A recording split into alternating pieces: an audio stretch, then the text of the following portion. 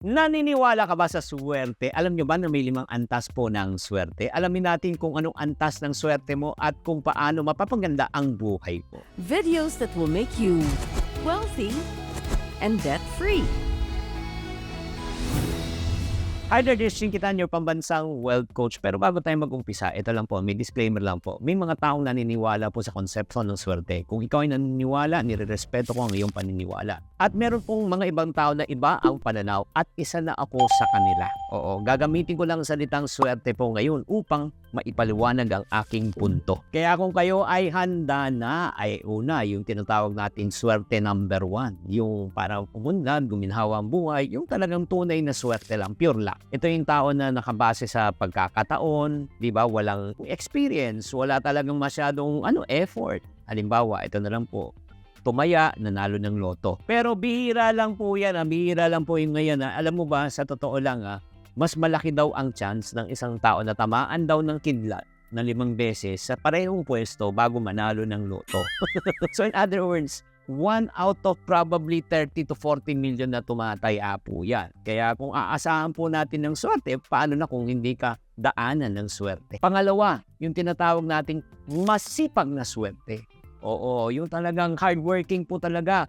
Ito yung tao masipag talaga, gumagawa talaga ng paraan, no? Naghahanap talaga ng oportunidad na sobrang sipag. Alam mo, sa totoo lang, lalong masipag, lalong mataas ang chances. Lalong masipag, lalong mataas ang pagkakataon na umunlad sa buhay. Alam mo ba, parang ano lang yan parang raffle. The more raffle you enter, the more chances of winning. See poster and print ad for details.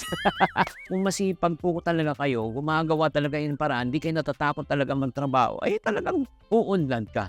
Alam mo, hindi ko makalimutan ang isang halimbawa. Si Heidelin Diaz, isang gold medalist. Alam nyo ba anong oras siya nag-uumpisa na kanyang training? Nako, madaling araw pa lang, gumigising na yan, nagja-jogging na yan, tapos nagkaka-calisthenics, nag-e-exercise siya ng at least 8 to 10 hours every single day. Yes, yung mga pang deadlift lang po niyan, nako, napakahirap po ng training, napakahirap po ng diet, napakahirap po niyan, pero napakasipag po niyan. At sa tamang pagkakataon, sa tamang oras, nagdala siya ng tagumpay nung panahon ng Olympic dahil dinaan niya sa masipag na swerte. Pangatlong swerte na kailangan po natin para tayo umunlad, matyaga na swerte. Oo, matyaga. Oo. Kasi sa totoo lang, kahit na ikaw ay masipag, pero kung kulang ka sa tiyaga, walang nilaga. Oo, di ba? Paano ba lalambot ang bulalo? Ang mga bulalo na matitigas po, siyempre baka po yan. Siyempre, lalambot lang pang matagalan po ng luto. Di ba? Hindi po high heat, low heat lang po. Di ba? Kailangan po talaga, patience is the key. Kaya po tayo, huwag tayo magmamadali. Alam nyo, sa panahon po kasi ngayon, gusto natin lahat instant. Instant mommy, instant coffee, instant noodle, instant success. Pag hindi po nakuha natin sa gusto nating oras, ay anong ginagawa po natin? Umaayaw tayo, nag-uumpisa tayo muli. Diba? Ang tagumpay kasi ay para ring talagang binhi. Ang binhi, diba? Anong ginagawa? Tinatanim. Pag tinanim mo ba yung binhi niyan, bukas ba tutubo na? 1 week ba tutubo na agad? Hindi. Una, tutubo ng maliit lang yan. Tama o mali? O pag tumubo ng maliit yan, hindi mo pwedeng madaliin yan kasi may proseso yan. Hindi mo pwedeng hila-hilain araw-araw yan. Pag hinila mo araw-araw, mababansot yan at mamamatay. Halimbawa, ang lettuce po, 30 days po. 30 araw. Ang mangga po, 7 taon po yan bago talaga tumubo. Pero ito yung kagandahan. Kung ikaw ay matyaga at willing ka maghintay, pag tumubo ang mangga, tuloy-tuloy naman ang bunga. Walang katapusan po yan. Katulad din po ng isang matyaga na tao na walang iba kundi si Ginoong Manny Pacquiao. Nagsanay yan, lumaban yan, nag-umpisa yan nung batang-bata pa, nung teenager pa, talagang boxing na pong pinasok po niyan.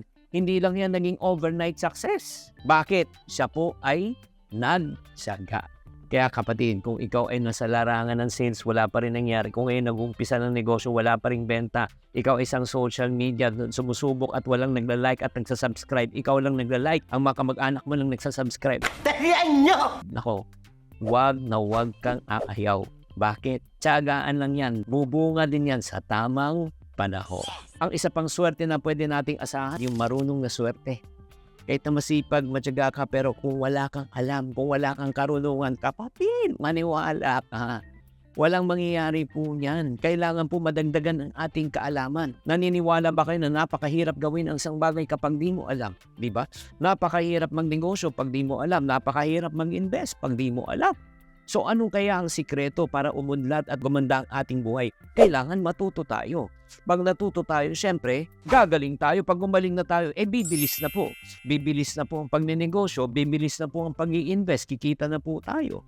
Kaya ang isa pang swerte na kailangan po natin idagdag ay hindi lang sipag at tiyaga, kundi karunungan. Pang-limang level na swerte para tayo ay lalo talagang magtagumpay. No? Pero bago ko i-reveal yan, i-rewind lang po natin ang unang level ng swerte ay talagang swerte ka lang. Pangalawa, masipag na swerte. Pangatlo, is matyaga na swerte. Pang-apat, marunong na swerte. Pang-lima, ito, pang-lima. Madiskarteng swerte. Ito yung pinakamataas na antas. Yung madiskarteng swerte kung saan iyong paghahanda, iyong karanasan, karunungan, kasanayan, di ba? Nai-implement mo na. Oo. In other words, madiskarte ka, magaling ka na. Dahil sa iyong sipag, tiyaga, karunungan, di ba, reputasyon. Instead na ikaw ang naghahanap ng oportunidad, alam mo nangyayari yung oportunidad na ang naghahanap po para sa iyo. Ang isang magandang halimbawa po, si Tony Tan Cationg, napakagaling talaga. Oo, bakit po? Siya po ang founder ng Jollibee Food Corporation. Napakadiskarte tong tao na ito. Alam nyo ba, si Tony Tan Cationg, hindi lang po ang siya may-ari ng Jollibee.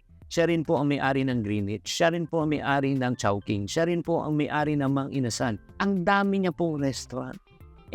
Ano nangyari? Di ba competition yan dati? Bakit ngayon siya na may-ari? Yan ang tinatawag ng madiskarte.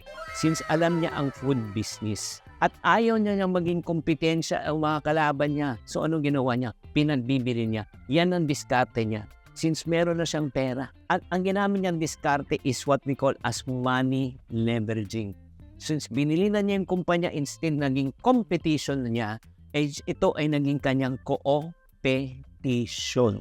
In other words, sa madaling salita, ang pinakamataas na antas ng swerte, yung pagka-diskarte mo. Kung magaling ka na sa ginagawa mo. May natutunan ba kayo sa araw na ito? Tatandaan na, hindi lahat ng swerte ay basta na lang dumarating. Kailangan meron kang sipag, meron kang tiyaga, meron kang karunungan na swerte, at syempre, diskarte ang pinakamahalaga. Nagustuhan nyo ba tong video na ito? Kung nagustuhan nyo tong video na ito, type gusto sa comment section.